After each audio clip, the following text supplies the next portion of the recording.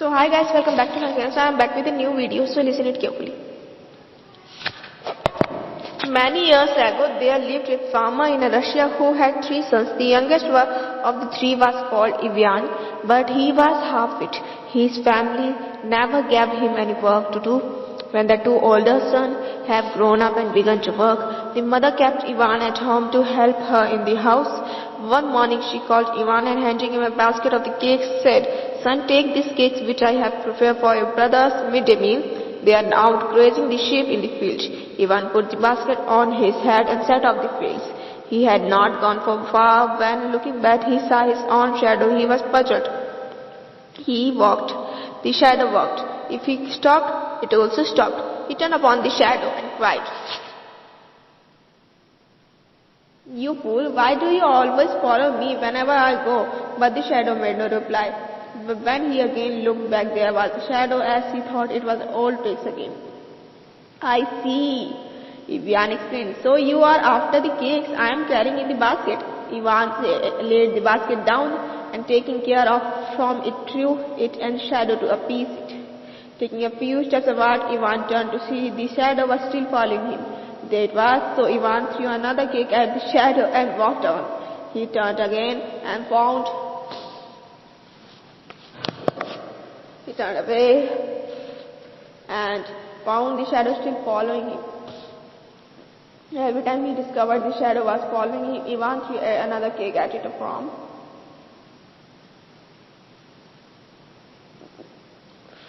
His basket, soon the basket was empty. With a curse, Ivan threw the empty basket at the shadow and walked on. "But what brings you here, Ivan?" his brother asked.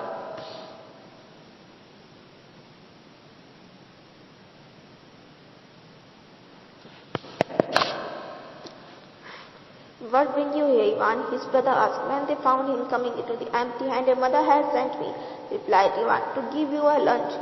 "Where is it then, you fool?" asked the brother. "As I was bringing it," replied Ivan, pointing to his shadow, "this fellow begged for all the cakes from me, and I would not leave me till I had given him the lot." The two brothers, who were hungry, boxed Ivan on the ears and shouted, "Well, go to the neighboring village to get something to eat. Meanwhile, you watch the sheep. All you have to do is to see that they do not stray." About the brother, after the goat had gone, Ivan was greatly annoyed that the sheep would not stay in one place, but go on the wandering in search of the grass, falling in all his efforts to keep them together. Ivan took a cudgel and broke the legs of some of the sheep. By the time the brother had returned, quite a few of the sheep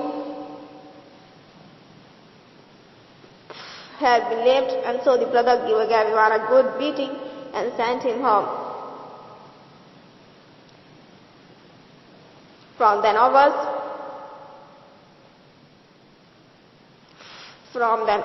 the mother never dared to send Ivan on the errand. Years together, Ivan took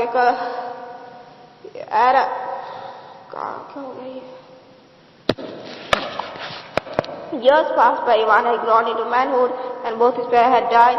Though he had grown, his mind remained as blank as before. Ivan's elder brother argued, "Mother has beared a spoiled child of this fellow. How long can we feed him in this idleness? I know we can't drive him out, from that will get us a bad name, but we can set him to do some useful work which will enable him to earn his food."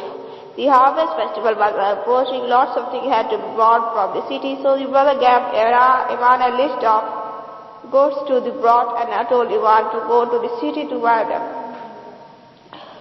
Ivan set out with a horse-drawn cart. In the city, he met the purchaser. As soon as he loaded the cart with his purchases of a bag of salt, a large wooden table, grains, pots, tin plates, cups, saucers, and a spoon, he began his return journey. He had not gone very far when the horse got tired and began to slow down. "Oh no, I say it," Ivan exclaimed. "The horse gets slow because the cart is overloaded." Prompted, he looked at all the things in the cart to see which he would throw away. He decided to wooden table gold go as it 4 legs, the same as a horse, so it will very walk home. So out went the table on the drawer side with a calibrating bang, and he rode away. Ivan called to the table, "Lazy bones, walk home."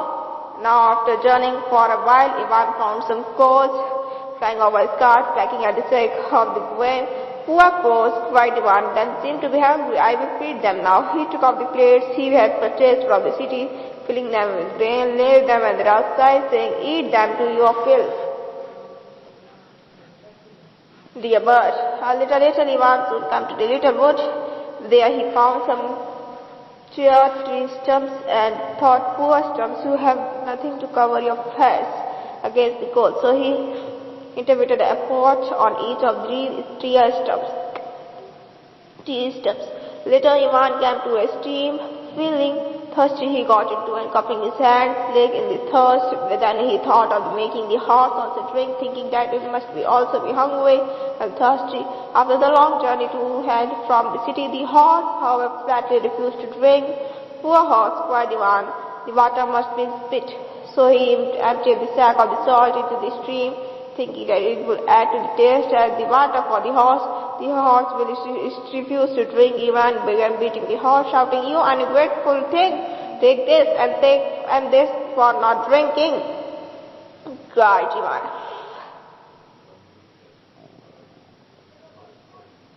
Under the rain of the blows, the poor house really slumped to the ground. Now the things Ivan had to take home so divulged into the number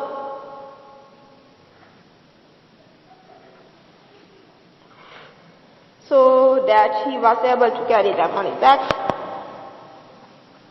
They merely consist of the spoons, cups, and saucers. They clanking the sound they made as Ivan walked forward, sounded in his ears, like Ivan the fool, Ivan the empty hat. Battered at this imaginary taunts, he threw the sack into the forest. Finally, when he reached home, he had nothing that he had brought in the city. Even the horse and the cart were no more. When Ivan told his brother all that happened, they laid about him with a cudgel and cried, you now, if at least you don't get the force you have climbed down the tree stumps with, we will kill you. Ivan restricted his step to the wood where the tree stumps stood. He made holes in the forest and passing a rope through them and bundled them and cried them on the back. When the brothers saw the holes in the pot, their wrath knew no bounds. They gave him another sound thrashing. Finally, they themselves had to set out the bad things needed for the festival, but before they went, they asked the brother to watch the pot that was boiling on the stove. So from the sound beating he had received from his brothers, Ivan sat nursing his fierce limbs as he watched the pot. It seemed to make mock on him, singing, Ivan helped it, Ivan the idiot. Stop, thunders the Ivan at the pot, but as soon as the pot sang louder, the Ivan lost his temper and lumbered of the pot with a cordial bang, and the pot broke, and the fragments with the cooking food lay over the floor. When the brothers returned home, found that Ivan had done, they concluded that their brother was real empty-head, that nothing would ever change him. So that is the story of Ivan the fool. He is such a fool when he does done everything as fool as he can do. So don't be fool like him, okay? If you're not subscribed, you are fool like him. So please like and share and subscribe. Thank you.